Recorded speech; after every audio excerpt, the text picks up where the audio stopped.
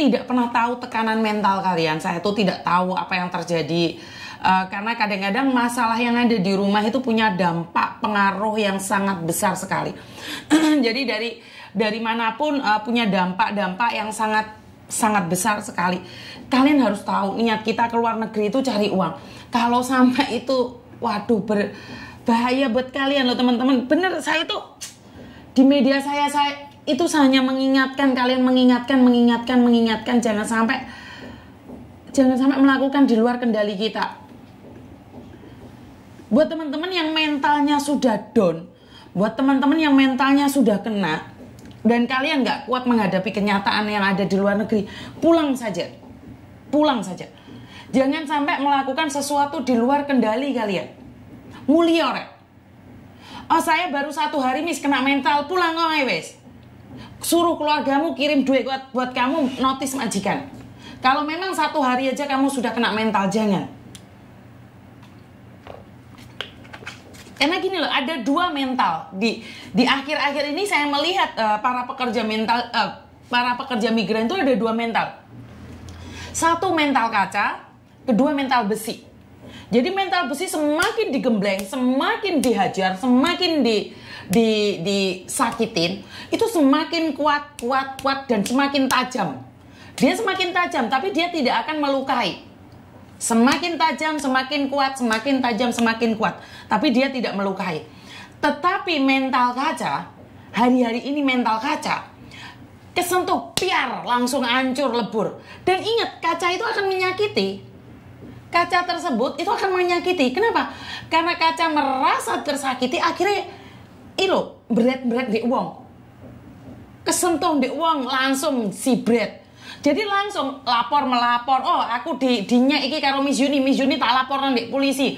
Oh, si Nadira ngelokno iki, oh langsung tak laporno polisi. Yeni ngelokne aku tersinggung iki, aku dilaporne ndek Koko, tak laporne. Si Wahyu momoro buat status tentang aku, tak laporne. Itu mental kaca. Hari-hari ini saya melihat itu banyak sekali mental kaca. Dikit-dikit mau ngelapor. Apakah boleh? Boleh. Tapi ingat, saat kamu memiliki mental kaca, kamu kira orang lain yang menyakitimu, maka kamu sendiri yang akan tersakiti. Seperti ular yang melingkar pada gergaji. Jadi kamu sendiri tuh gak ada yang menyakiti, tapi dirimu sendiri. Kowe nglaporno Yeni, nglaporno Wahyu, Nadira, Gibran, Misu, kabeh wong dilaporno. Karena tersinggung dengan kata-kata mereka. Miss Yuni mau laporno, sampai dipecat, sampai dikeluarkan. Jadi kamu tanya nih pada dirimu sendiri, mentalmu mental apa nih? Apakah kamu yang mental baperan, gampang tersinggung, buat status orang lain seolah-olah itu kamu? Udah biarin, cuek, selagi namamu tidak disebut, itu bukan kamu. Lawang Miss Yuni sing raine di screenshot, Miss Yuni sing jenenge ditulis mablak-mablak. Karena saya tidak merasa, tak jarno. Kowe mau dibahas sampai jengat untung murah ngurus. Saya nggak ngurus. Saya cuma mengingatkan di sini, saya tidak ada hubungannya sama kamu dan saya tidak menyinggung kamu. Kamu mau menyinggung saya, nggak masalah. Saya jelaskan, kowe pingin terus apa Miss Yuni? Miss Yuni itu seorang pembantu dari Indonesia yang keluar negeri, kebetulan punya jodoh menikah dengan orang Hong Kong. Thomas, Mimi, sama Silo itu anaknya Miss Yuni, bukan? Bukan, itu bukan anak saya. Bukan anak saya sama Pak Tony. Itu anak angkat, anak oleh Nemo. Udah, pertanyaannya sudah puas ya? Jadi jawabannya sudah ada nih. Miss Yuni dulu itu siapa? Pembantunya Pak Tony. Oke, selesai. Berarti kan gak usah dibahas lagi. Orang mau membahas saya, Thomas itu anak angkat, anak sambung, Meme itu beda bapak, Silo itu bukan anaknya Miss Yuni. Sudah terjawab semuanya. Enak kan? Saya nggak baperan. Oh, Miss Yuni saya itu bukan ingin tahu, tapi sebagai fan baru, saya itu pingin tahu juga dong pribadinya Miss Yuni. Wes tak dudono. Kowe teh menguliti aku, tapi tolong biaya nono juga anak-anakku, lebih enak tuh. Simple aja hidup itu, saya nggak tersinggungan kok Mbak. Miss Yuni ngono langsung ngamuk, ya orang ngamuk rek. Oh memang nada saya kayak gini kok. Ya apa? Enggak, Miss Yuni nggak perlu baper. Kowe ngelokno omah kowe lek. Oh iya rek biaya anak sekolah bobrok. Omahku elek. Oh, nggak, yang beli rumah, yang punya rumah itu bukan saya. Saya sampai detik ini, sampai akhir ini kerja sampai montang-munting melet-melet. Saya itu belum bisa sepadan dengan harta yang diberikan oleh ayah saya. Ayah saya itu punya tanah pinggir jalan, luas kali lebar. Gede banget. Hasil saya bekerja di Hong Kong, sampai mencret-mencret belum tentu iso tuku tanah wong tuaku. Karena itu, kalau dibandingkan dengan kekayaan saya dengan orang tua saya, lebih kaya orang tua saya. Karena itu saya nggak berani pamer. Nggak berani keluar-keluar aku iso tuku iki tuku iku.